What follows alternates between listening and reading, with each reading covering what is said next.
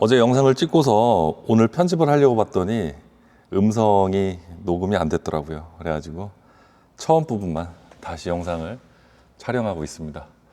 이 제품을 이용해 가지고 가공을 하는 영상을 찍어 볼 건데, 오늘 영상은 3D 가공의 기본이라고 할 수 있는 면방향 가공에 대해서 다뤄볼 예정이에요. 다들 많이 사용하시는 툴패스라고 생각되고요. 그 중에서도 꿀팁이라고 하면 이 면방향 가공을 할 때 공구가 자꾸 뜨는 경우 있죠. 그 뜨지 않게 할 수 있는 그 방법에 대해서 꿀팁도 남겨볼 테니까 한번 끝까지 시청 부탁드리고요. 그리고 짐토프 혹시나 참여하시고 싶으신 분들 7월 말까지 제가 한번 모집을 해볼 건데, 그때까지 20명이 되면은 단체로 한번 짐토프 관광을 한번 추진해 보도록 하겠습니다. 짐토프 그 관람에 대한 비용은 각자 지출이고요. 어찌됐든 인원이 많아지면 좀 더 저렴하게 여행사를 컨택할 수 있을 것 같아가지고 한번 진행을 해보려고 하는데, 한번 관심 있으신 분들은 참여를 한번 해보시길 부탁드리겠습니다.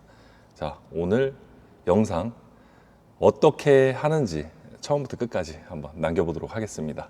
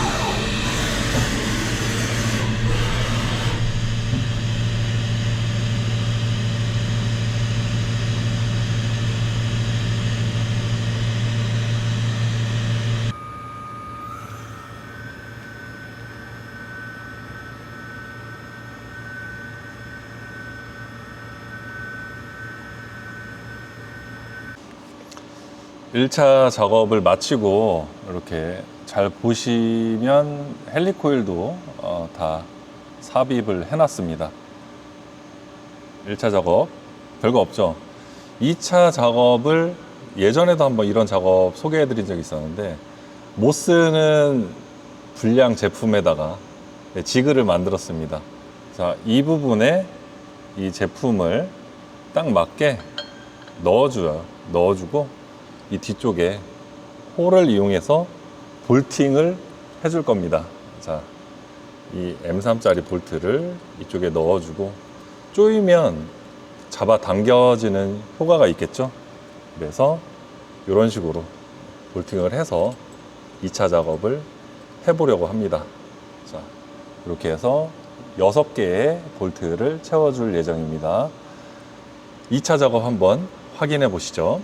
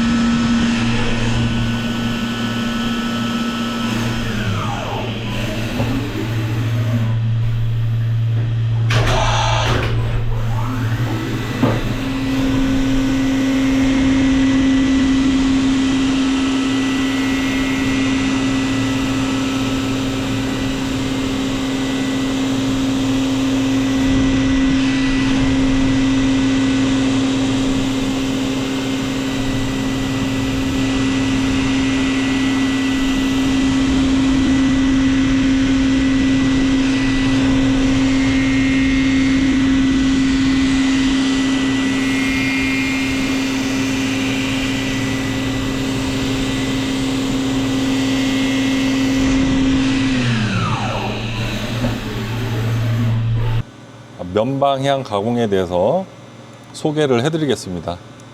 지금 로프트를 이용해 가지고 곡면을 생성을 해 놓은 상태예요. 이 네 군데에 면방향 가공을 하는데, 자, 면방향 가공 황삭과 정삭이 있습니다. 자, 이걸 이용해 가지고 이렇게 황삭을 하는 거죠. 근데 이 면방향 가공에 하나의 팁이 있거든요. 설명을 드릴게요.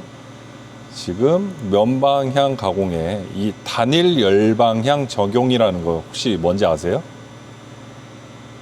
요거를 껐을 때와 켰을 때의 차이점을 한번 보여드릴게요. 일단 꺼고 재생성을 해서 어떻게 움직이는지 보여드릴게요. 하나, 하나, 하나, 하나. 이런 식으로 따로따로 가공을 하게 되는데, 이 단일 열 방향이라는 거는 같은 열로 이어진 곡면을 한 번에 가공을 해주는 작업이라고 보시면 돼요. 훨씬 더 안정적이겠죠? 이렇게 사용을 할 수 있고요. 이건 황삭이고, 또 이제 정삭에서 똑같이 단일 열방향 적용을 하면 그대로 작업이 되는 걸 확인하실 수 있어요. 근데 여기에서 중요한 점이 하나 있습니다. 이 정삭 같은 경우에는 볼 엔드밀을 이용하거든요.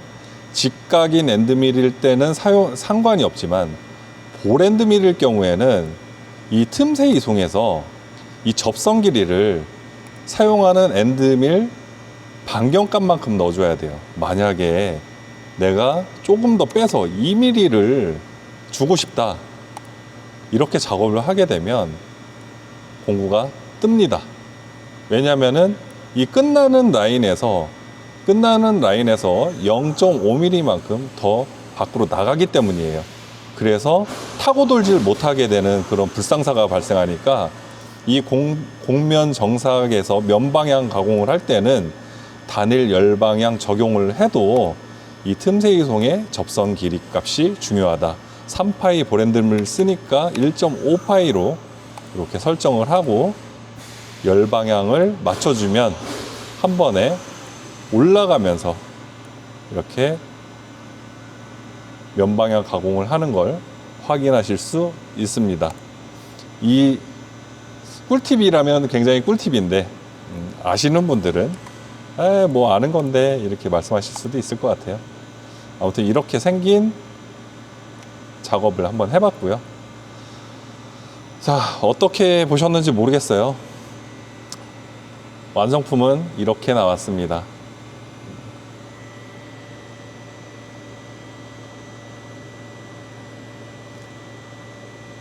제품 위쪽에 이제 씌우는 후드 같은 제품이라고 생각하시면 되고요.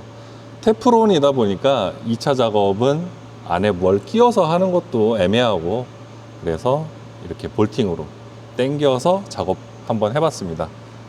자, 다음에 또 좋은 영상으로 찾아뵙도록 하겠습니다. 오분하였습니다.